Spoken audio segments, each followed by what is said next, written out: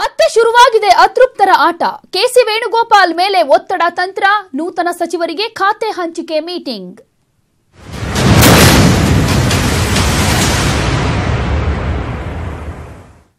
ನೂತನ ಸಚಿವರಿಗೆ ಖಾತೆ ಹಂಚಿಕೆ ಕಗ್ಗಂಟಾಗಿ ಪರಿಣಮಿಸಿದೆ. ಬೆಂಗಳೂರಿನ ಖಾಸಗಿ ಹೋಟೆಲ್ನಲ್ಲಿ ಈ ಬಗ್ಗೆ ಸಭೆ ನಡೀತಾ ಇದೆ. ಕೆಸಿ ವೇಣುಗೋಪಾಲ್ ಅವರ ನೇತೃತ್ವದಲ್ಲಿ ಈ ಸಭೆಯನ್ನ ನಡೆಸಲಾಗ್ತಾ ಇದೆ. ನೂತನ ಸಚಿವರಿಗೆ ಈಗ ಖಾತೆ ಹಂಚಿಕೆ ಮಾಡಬೇಕಾಗಿರುವಂತಹ ಸ್ಥಿತಿ ಇದೆ. ಆದ್ರೆ ಇದೊಂದು ರೀತಿ ಕಗ್ಗಂಟಾಗಿ ಪರಿಣಮಿಸ್ತಾ ಇದೆ. ಈ ಸಂಬಂಧವಾಗಿ ಕೆಸಿ ವೇಣುಗೋಪಾಲ್ ಅವರ ನೇತೃತ್ವದಲ್ಲಿ ಬೆಂಗಳೂರಿನ ಖಾಸಗಿ ಹೋಟೆಲ್ನಲ್ಲಿ ಸಭೆ ನಡೀತಾ ಇದೆ.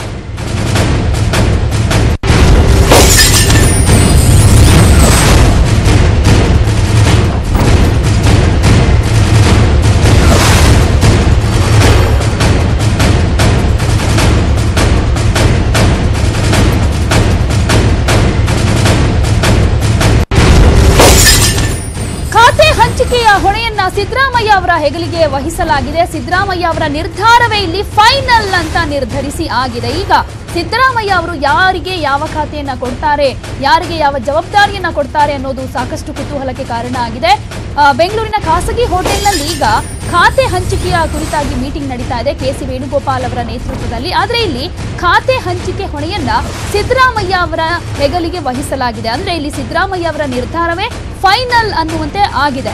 ಹಿರಿಯ ನಾಯಕರ ಅಸಮಾಧಾನದ ನಡುವೆ ಈಗ ಸಿದ್ದರಾಮಯ್ಯಗೆ ಪವರ್ ಸಿಕ್ಕಿದೆ. ಯಾವ ರೀತಿಯಾಗಿ ಈ ಪವರ್ ಯೂಸ್ ಮಾಡ್ತಾರೆ ಹಾಗಾದ್ರೆ ಸಿದ್ದರಾಮಯ್ಯನವರು? ಯಾಕೆಂದ್ರೆ ಈಗ ಸಂಪುಟ ವಿಸ್ತರಣೆ ಪುನರ್ರಚನೆ ಆದಂತ ಟೈಮ್ನಲ್ಲೂ ಕೂಡ ಸಿದ್ದರಾಮಯ್ಯನವರೇ ಒಂದ್ ರೀತಿಯಾಗಿ ಗೆದ್ದಿದ್ರು. ಅಂದ್ರೆ ಅವರು ಹೇಳಿದ ನಾಯಕರಿಗೆ ಸಚಿವ ಸ್ಥಾನ ಸಿಕ್ಕಿತ್ತು ಅಂತ ಹೇಳಲಾಗ್ತಾ ಇತ್ತು. ಈಗ ಖಾತೆ ಹಂಚಿಕೆ ವಿಚಾರದಲ್ಲೂ ಕೂಡ ಸಿದ್ದರಾಮಯ್ಯ ಅವರ ನಿರ್ಧಾರವೇ ಅಂತಿಮ ಅಂತ ಹೇಳಲಾಗ್ತಾ ಇರೋದ್ರಿಂದ ಇವತ್ತು ಒಂದು ಯಾವ ರೀತಿಯಾದಂತಹ ಕ್ಲಿಯರ್ ಪಿಕ್ಚರ್ ಸಿಗುತ್ತೆ, ಅಂದ್ರೆ ಯಾರಿಗೆ ಯಾವ ಖಾತೆ ಸಿಗುತ್ತೆ, ನೂತನವಾಗಿ ಸಚಿವ ಸಂಪುಟಕ್ಕೆ ಸೇರಿರೋ 8 ಮಂದಿಗೆ ಯಾವ ಖಾತೆಯನ್ನ ಕೊಡಲಾಗುತ್ತೆ ಅನ್ನೋದನ್ನ ಕಾದು ನೋಡಬೇಕಾಗುತ್ತೆ. ಈ ಸಂಬಂಧವಾಗಿ ಒಂದು ರೀತಿ ಕಗ್ಗಂಟು ಕೂಡ ಇದೆ. ಕೆಲವು ಖಾತೆಗಳಿಗಾಗಿ ಲಾಬಿಯನ್ನ ಕೂಡ ಮಾಡ್ತಾ ಇದ್ದಾರೆ ಕೆಲವರು. ಹೀಗಾಗಿ ಯಾರಿಗೆ ಯಾವ ಖಾತೆಯನ್ನ ಕೊಡ್ತಾರೆ ಬಿಡ್ತಾರೆ ಅನ್ನೋದು ಇವತ್ತು ಗೊತ್ತಾಗುತ್ತೆ. ಅದರಲ್ಲೂ ಸಿದ್ದರಾಮಯ್ಯ ಅವರ ನಿರ್ಧಾರವೇ ಫೈನಲ್ ಆಗಿರೋದ್ರಿಂದ ಸಿದ್ದು ನಿರ್ಧಾರ ಇಲ್ಲಿ ಯಾವ ರೀತಿಯಾಗಿರುತ್ತೆ, ಯಾರ್ಯಾರಿಗೆ ಯಾವ ಖಾತೆ ಸಿಗುತ್ತೆ ಅನ್ನೋದಕ್ಕೆ ಇವತ್ತು ಕ್ಲಿಯರ್ ಪಿಕ್ಚರ್ ಸಿಗುತ್ತೆ.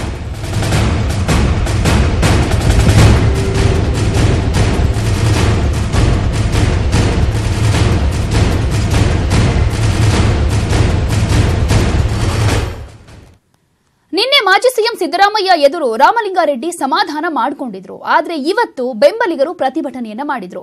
ಕೆಪಿಸಿಸಿ ಅಧ್ಯಕ್ಷ ದಿನೇಶ್ ಗುಂಡೂರಾವ್ ಎಚ್ಚರಿಕೆಯನ್ನ ನೀಡಿದ್ರು, ಕೇರ್ ಮಾಡಿಲ್ಲ.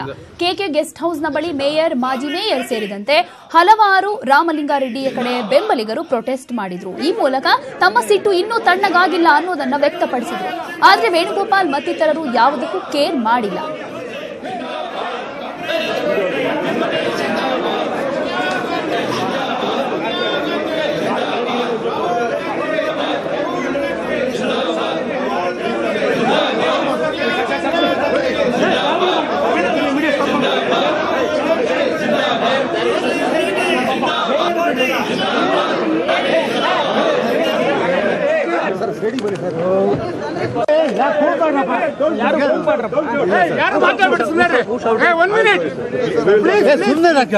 ಪ್ಲೀಸ್ ಯಾರು ಮಾತಾಡಬೇಡಿ, ಸುಮ್ಮನೆ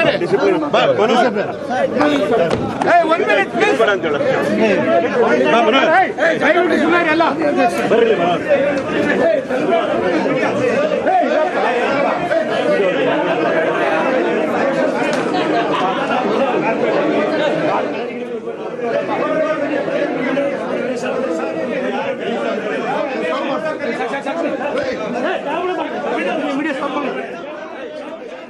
ನಮ್ಮ ಪಕ್ಷದ ನಾಯಕರಾದ ವೇಣುಗೋಪಾಲ್ ಅವ್ರನ್ನ ಇವತ್ತು ನಾವು ಭೇಟಿಯಾಗಿ ರಾಮಲಿಂಗಾರೆಡ್ಡಿ ಪರವಾಗಿ ಏನು ಸತತವಾಗಿ ಒಂದು ವಾರದಿಂದ ರಾಮಲಿಂಗಾರೆಡ್ಡಿ ಪರವಾಗಿ ಏನು ನಾವು ಹಲವಾರು ಸಭೆಗಳು ನಾವು ಪ್ರೊಟೆಸ್ಟ್ಗಳು ಮಾಡ್ತಾ ಇದ್ವಿ, ಅದಕ್ಕೆ ಪ್ರತಿಫಲವಾಗಿ ಇವತ್ತು ವೇಣುಗೋಪಾಲ್ ಅವ್ರನ್ನ ನಾವು ಮಾತಾಡಿ ಅವ್ರಿಗೆ ಒಂದು ಮನವಿ ಪತ್ರವನ್ನು ಸಲ್ಲಿಸಿದ್ದೀವಿ. ಮನವಿ ಪತ್ರಕ್ಕೆ ವೇಣುಗೋಪಾಲ್ ಅವರು ಇವತ್ತು ನಮಗೆ ಒಳ್ಳೆ ರೀತಿಯಲ್ಲಿ ಸಮಾಧಾನ ಆಗೋ ರೀತಿಯಲ್ಲಿ ನಮಗೆ ಒಂದು ಅಡ್ರೆಸ್ ಮಾಡಿದ್ದಾರೆ. ಬೆಂಗಳೂರು ನಗರಾಭಿವೃದ್ಧಿ ಇರ್ಬೋದು, ಹೋಮ್ ಮಿನಿಸ್ಟರ್ ಇರ್ಬೋದು, ಯಾವುದೇ ಖಾತೆ ಕೊಟ್ಟರು ಕೂಡ ಬಹಳ ಅಚ್ಚುಕಟ್ಟಾಗಿ ಯಾವುದೇ ಕಾಂಟ್ರವರ್ಸಿ ಇಲ್ಲದೆ ಎಲ್ಲಾ ಪಕ್ಷದವರನ್ನ ಹೇಳ್ಕೊಂಡು ಹೋಗುವಂತ ಶಕ್ತಿ ಇರ್ತಕ್ಕಂಥ ನಾಯಕರು. ಖಂಡಿತ ಅವ್ರಿಗೆ ಕೊಡಬೇಕಿತ್ತು, ಕಾರಣಾಂತರದಿಂದ ಆಗ್ಲಿಲ್ಲ. MP ಎಲೆಕ್ಷನ್ ಬಳಿಕ ಖಂಡಿತ ಕೊಡ್ತೀವಿ ಅಂತ ಒಂದು ಆಶ್ವಾಸನೆನೂ ಕೊಟ್ಟಿದ್ದಾರೆ. ಯಾಕಂದ್ರೆ ಅವ್ರು ಅದಕ್ಕೆ ಡಿಸರ್ವ್ ಆಗಿದ್ದಾರೆ. ರಾಮಲಿಂಗಾರೆಡ್ಡಿ ಸಾಹೇಬ್ರು ಯಾವುದೇ ಖಾತೆ ಕೊಟ್ಟರು ಅಚ್ಚುಕಟ್ಟಾಗಿ ನಿಭಾಯಿಸಿ. ಯಾರು ಮಾತಾಡ್ಬೇಡಿ ಸುಮ್ಮನೆ. 1 ಮಿನಿಟ್ ಪ್ಲೀಸ್, ಯಾರು ಮಾತಾಡ್ಬೇಡಿ ಸುಮ್ಮನೆ. 1 ಮಿನಿಟ್ ಪ್ಲೀಸ್. ದಯವಿಟ್ಟು ಸುಮ್ಮನೆ ಅಲ್ಲ.